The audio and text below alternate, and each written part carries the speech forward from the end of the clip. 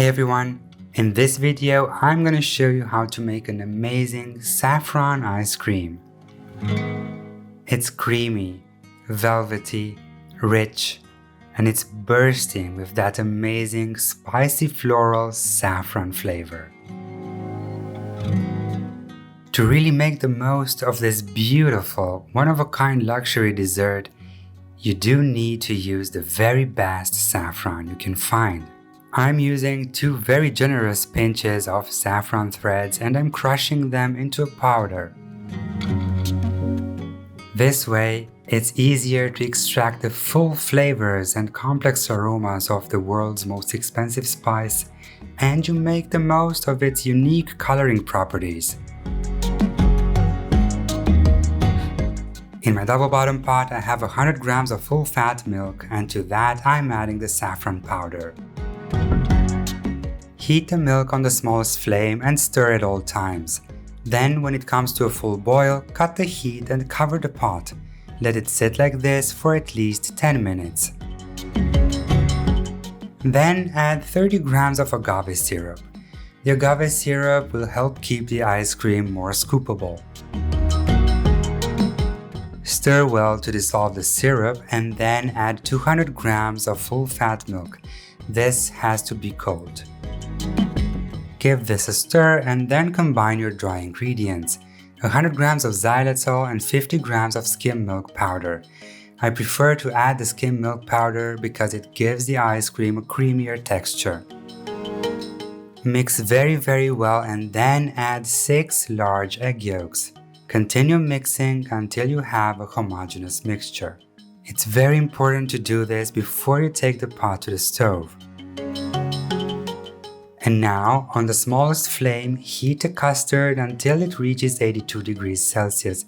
It's very important that you keep whisking at all times.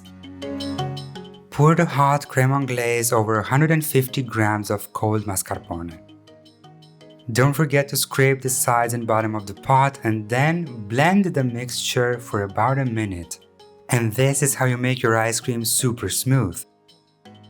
Now, with the blender running, add 300 grams of ice-cold whipping cream. And continue blending on low speed for a minute. Then, cover the saffron custard with plastic wrap directly on the surface and refrigerate it for at least 8 hours. After the time has passed, peel away the plastic and give the cream a very good stir. As you can notice, it thickened quite a lot. Get your ice cream machine ready and pour the custard right in. Mine takes about 30 minutes for this recipe, but it's best if you follow the manufacturer's instructions. In the meantime, I froze a glass casserole so the ice cream doesn't melt when I get it in. And would you look at that amazing color? Wow, would you look at that? If this doesn't deserve a thumbs up, I don't know what does. And hit the subscribe button too if you haven't done so. Thank you. Level the ice cream with your soft silicone spatula or the back of a spoon. Cover the casserole and freeze it for 8 hours. And if you do this in the morning, you can enjoy it in the evening. After that time has passed, uncover it and let it sit on the counter for 5 to 10 minutes to soften up a bit. And then it's ready to be scooped out and enjoyed. I'm using a classic ice cream scoop for this one because a dear friend got it for me and I was curious how it's done. How do you get that perfect oval shape? And I watched the video and apparently it's all about in that wrist movement. Would you look at that? Perfect. It's also important that the scoop is wet, so room temperature water does the trick in this case.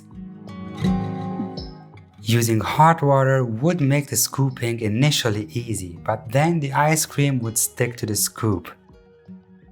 And there's no such thing as enough ice cream for me, so I just had to fill the cup, just to practice the wrist movement. Yeah, who am I lying to, right? Just a few chopped pistachios and a couple of dried rose petals, and this ice cream experience is complete. I really hope you give this recipe a try. Until next time, dessert lovers.